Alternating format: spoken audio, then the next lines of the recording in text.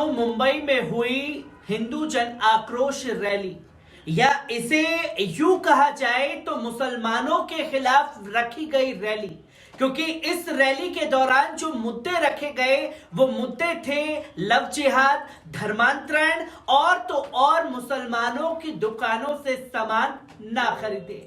Total मिलाकर के कहा जाए तो मुसलमानों के बहिष्कार के लिए इस रैली का आयोजन किया गया और एक से बढ़कर के एक कुख्यात खूंखार जो भड़काऊ बयानवीर हैं उन लोगों को इस मंच पर बुलाया गया।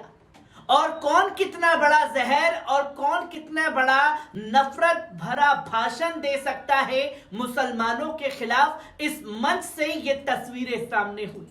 और अब ये मामला जो है वो सुप्रीम कोर्ट में पहुंच चुका है, जहां एक वकील ने अर्जी लगाई कि बीते दिनों मुसलमानों के खिलाफ एक रैली रखी गई और उसमें तमाम मुद्दों को देखते हुए मुसलमानों के खिलाफ भड़काऊ बयानबाजी की गई। इस पर सुप्रीम कोर्ट ने संज्ञान लेते हुए सुनवाई के लिए तैयार हो गया है। आदाब, नमस्कार, अस्सलाम वालेकुम नाज़रीन। पल पल न्यूज के न्यूज रूम से मैं हूं आपके साथ नदीम अकरम। दोस्तों, लगातार जो है इस रैली की हर एक अपडेट आप लोगों के साथ साझा की कि कैसे बच्चों के हाथों में तलवार देते हुए हिंदूवादी संगठन के लोग जो हैं वो दिखाई दिए और आला रे आला हिंदू वाला मुस्लिम बस्तियों में नाचते गाते हुए दिखाई दिए, जहां मुसलमानों को प्रवोक करने की कोशिश की गई, जिसका वीडियो भी मैंने आप लोगों के सामने रखा। और कैसे इसमें बैरिस्टर असदुद्दीन ओवैसी के खिलाफ नारेबाजी की, वो तमाम पहलुओं को आपके सामने रखा। और अब यही पहलू जो है खासतौर पर सुप्रीम कोर्ट में संज्ञान में लिया गया है और एक वकील ने ये कहते हुए अपील दायर की कि ऐसी ही रैली दोबारा होने जा रही है। कृपा करके इन नफरती बयानवीरों पर लगाम लगाई जाए। किस तरीके से सुप्रीम कोर्ट में तमाम चीजें रखी गई हैं, एक बार इस रिपोर्ट पर नजर डालते हैं। सुप्रीम कोर्ट गुरुवार को मुंबई में 5 फरवरी को हिंदू जन आक्रोश सभा द्वारा आयोजित एक कथित हेट स्पीच कार्यक्रम पर रोक लगाने की मांग करने वाली एक हस्तक्षेप अर्जी पर सुनवाई के लिए सहमत हो गया है। आज मामले का उल्लेख किए जाने के बाद justice KM. Joseph, justice Rishikesh Roy और जस्टिस अनिरुद्ध बोस की खंडपीठ ने याचिकाकर्ता के वकील से महाराष्ट्र के वकील को आईए की एक प्रति देने को कहा है। खंडपीठ ने कहा कि राज्य को एक प्रति प्रदान करें। हम कल इसे सीजीआई के आदेशों के अनुसार सूचीबद्ध करेंगे, जिसमें एडवोकेट निजाम पाशा और रश्मि सिंह ने हस्तक्षेप करने वालों की ओर से 28 जनवरी को हिंदू जन आक्रोश सभा द्वारा आयोजित एक रैली को प्रकाश में लाया, जिसमें सोमवार को सामाजिक और आर्थिक बहिष्कार का ऐलान किया गया था। रैली में तकरीबन 1 लाख लोगों ने भाग लिया था। सिंह ने तर्क दिया कि हम चाहते हैं कि 21 अक्टूबर के कोर्ट के आदेश के संदर्भ में कार्रवाई की जाए, ये देखते हुए कि भाईचारा तब तक नहीं हो सकता जब तक कि विभिन्न धार्मिक समुदाय सद्भाव के साथ रहना ना सीख जाए।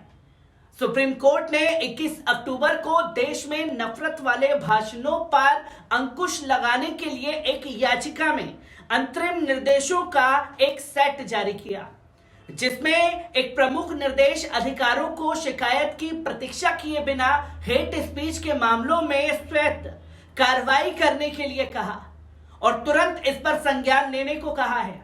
जिस पर जस्टिस रॉय ने पूछा, रविवार को एक रैली होगी, बुधवार को दूसरी रैली, हर बार आप सुप्रीम कोर्ट को ट्रिगर करेंगे? जरा सोचिए, हर रैली के लिए सुप्रीम कोर्ट के समक्ष एक आवेदन होगा क्या? ये कैसे संभव हो सकता है? जिस पर सिंह ने तर्क दिया कि हेट स्पीच के ऐसे मामले में फॉलो अप कार्रवाई महत्वपूर्ण होती है। कोर्ट पहले ही एक आदेश पारित कर चुकी है, जिस पर पीठ ने कहा कि निश्चित रूप से हमने एक आदेश पारित किया है और ये काफी स्पष्ट है। आपका उपाय क्या है? घटना दर घटना के आधार पर सुप्रीम कोर्ट को आदेश पारित करने के लिए नहीं कहा जाना चाहिए। इस रैली का आकार इतना बड़ा है कि मैं कोर्ट के 21 अक्टूबर के आदेश के आधार पर कह रहा हूं, जिस पर जस्टिस रॉय ने कहा, मैं रैलियों के क्षेत्र से आता हूं जिसमें 1 लाख कोई बड़ी संख्या नहीं है। चलिए इसे ऐसे ही लेते हैं। पीठ ने आगे सवाल किया कि आइए, कल क्यों सुना जाना चाहिए? यह एक अग्रिम प्रकार की चीज है। हमने एक मजबूत आदेश पारित किया है। कोर्ट ने कहा कि अगर सुप्रीम कोर्ट के आदेशों को लागू नहीं किया जाता है तो आइए एक उपाय नहीं बन सकता। अगर सुप्रीम कोर्ट के आदेशों की अवहेलना की जाती है तो उपाय क्या है? आइए नहीं हो सकता। क्या आप हमसे अपना आदेश दोहराने के लिए कह रहे हैं? यह मत सोचिए कि हम आपके खिलाफ हैं, लेकिन हर बार एक रैली को अधिसूचित किया जाता है तो आप सुप्रीम कोर्ट को एक्शन के लिए ट्रिगर नहीं कर सकते। जिस पर जस्टिस जोसेफ ने आगे कहा, हमने कहीं नहीं कहा कि आप रैली नहीं कर सकते। हम नहीं जानते कि भाषणों की सामग्री क्या होगी, उसकी कार्रवाई क्या होगी।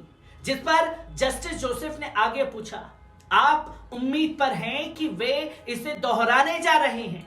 आप जो पूछ रहे हैं वे निवारक कार्रवाई है। जिस पर सिंह ने जवाब दिया कि हम निवारक कार्रवाई के साथ साथ जो पहले ही हो चुका है उसके लिए परिणाम कार्रवाई के लिए कह रहे हैं।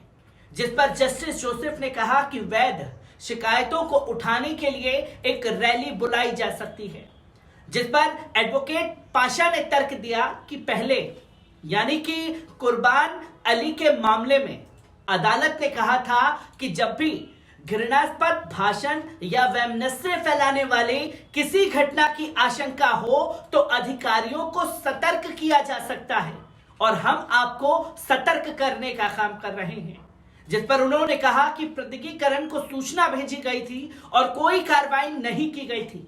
उन्होंने कहा कि स्टेटस रिपोर्ट की मांग करने वाला एक साधारण आदेश पर्याप्त होगा। इसके बाद कोर्ट ने मामले की सुनवाई कल करने का आदेश दिया।